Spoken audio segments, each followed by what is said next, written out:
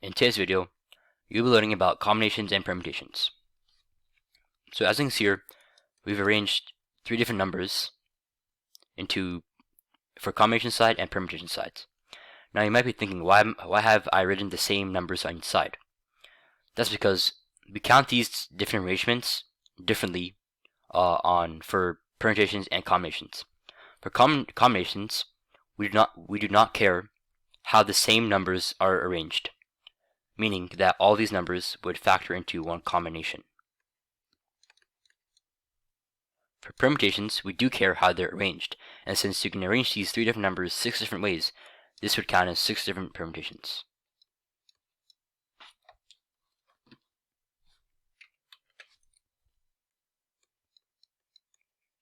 Okay? So, let's say we're going to do the example now. Let's say we have 8 different theater kids, okay? Theater kids. And we want to arrange these theater kids into 3 different spots randomly, okay? And we care about we don't care how they're arranged, meaning that they could be arranged different ways, and we don't care how the same kids are arranged. So how do we do this? Well, for this case we need combinations, and for combinations there's a formula. And let me just write down the variables. So n equal to 8 and 3 equal to r. Yeah, okay, so what is n and what is r? Well, I've written n is equal to 8 and r is equal to 3, and I'll tell you why in just a moment. So the formula is n factorial over n minus r factorial times r factorial. Now, r is equal to number of spots, and there's 3 spots. That's why I wrote 3. N is equal to sample size. There are 8 kids in total, so that's why I wrote 8. N is equal to 8. So when we put this into the formula, we get 8 factorial over 8 minus r factorial times 8 minus 2 factorial, and then times 3 factorial, since r is equal to 3. So then we get, 8 factorial over 5 factorial times 3 factorial. And this will give you 8 times 7 times 6 over 6, since 3 factorial is 6. This cancels out and you get a total combinations of 56.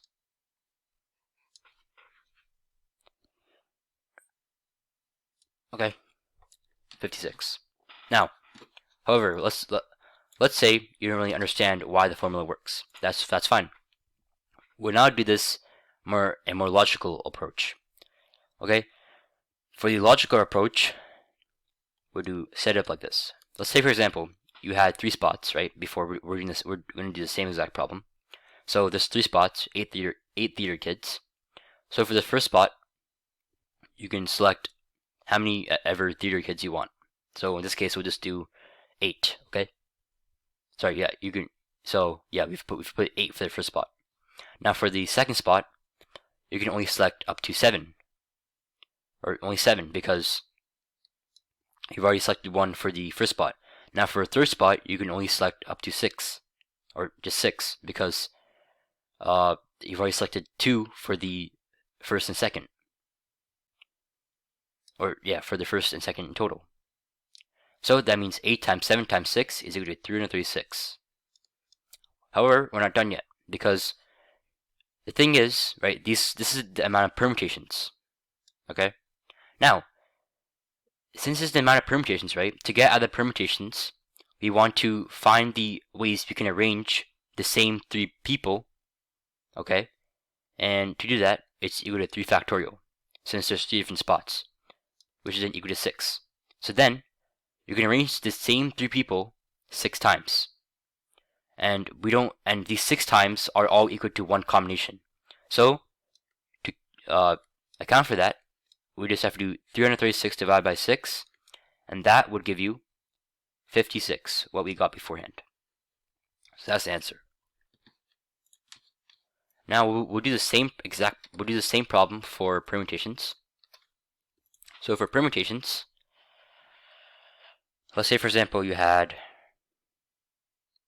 sorry, my bad, same exact problem. So same problem, so the formula for permutations is n factorial over n minus r factorial, okay? And notice that we don't put times r factorial because this is a permutation formula.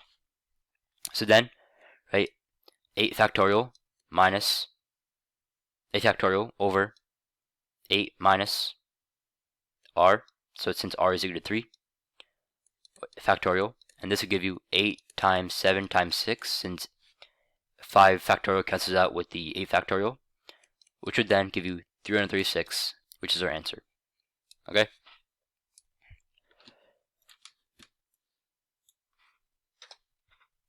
Now, I'll give you a few examples that you can do by yourself.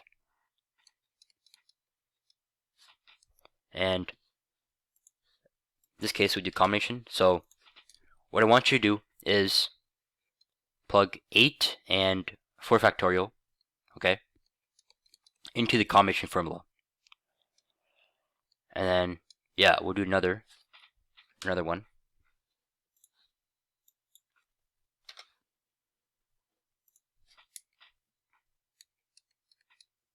Okay, so then we will also have n is equal to 4 and then r is equal to 2. Okay, so yeah, so plug these numbers for the first and second problem into the formula and see what you get. Pause the video. Okay, now that you have tempted it, I'll plug them in. So it would be 8 factorial over 8 minus 4 factorial times 4 factorial. Okay, and then it would be 8 factorial over 4 factorial times 4 factorial. Okay, and then this will give you 8 factorial times 7 times 6 times 5.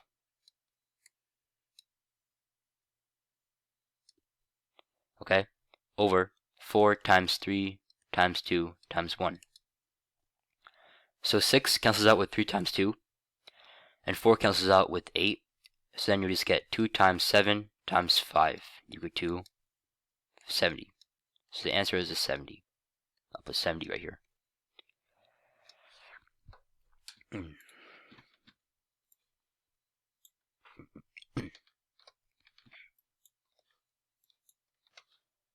So for the second one, it would be 4 factorial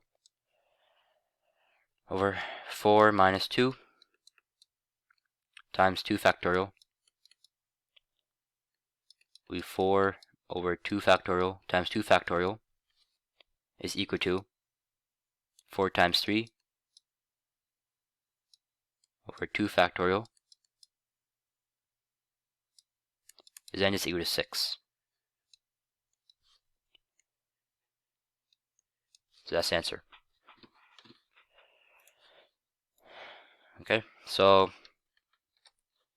now let's do permutations, our last section.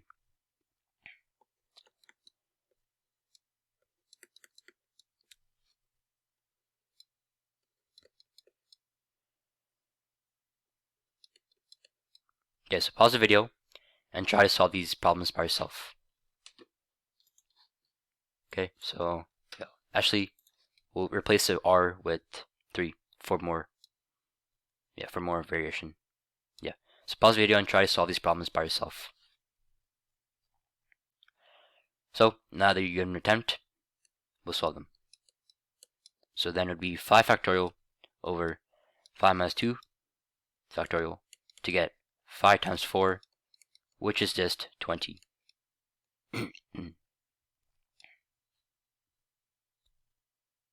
Right, because 5 factorial cancels out with the 3 factorial, and it would be 5 times 4, 20. For the second problem, it would be 6 factorial over 6 minus 3 factorial, right?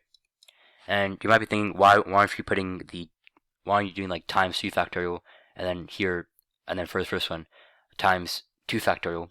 Well, because we're finding the amount of permutations, and for permutations, we do not do times the r factorial. So that's why we're just doing n minus r and not times and then not after r factorial times r factorial. Okay, so then this would just give you 6 factorial over 3 factorial. Okay, and that would be 6 times 5 times 4. Okay, and then that will give you 120. So that's the answer. So yeah, I hope you enjoyed this video, and that was how you do combinations and permutations. And I'll see you in the next video.